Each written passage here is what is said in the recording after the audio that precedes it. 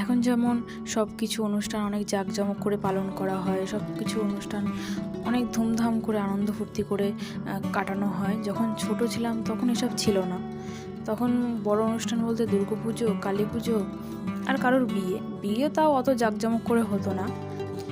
বড় অনুষ্ঠান বলতে ওই দুর্গাপুজো, কালী পুজোই হতো।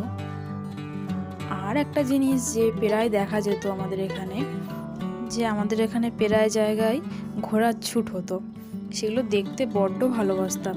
কখনো দাদুর সাথে যেতাম, কখনো মার সাথে, খুব ভালোবাসতাম যেতে। এখন তো এখানে আমাদের এখানে তো বলতে হয়ই না, একটা জায়গায় হয়, যেটা মিস করি না। সারা বছরে একটা দিন, ওই দিনটা ফ্রি রাখি যে ঘোড়ার ছুটে যাবো বলে।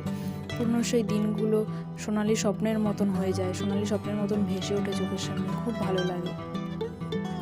তোমাদের ওখানে কি এখনো ঘোড়ার ছুট হয়? অবশ্যই।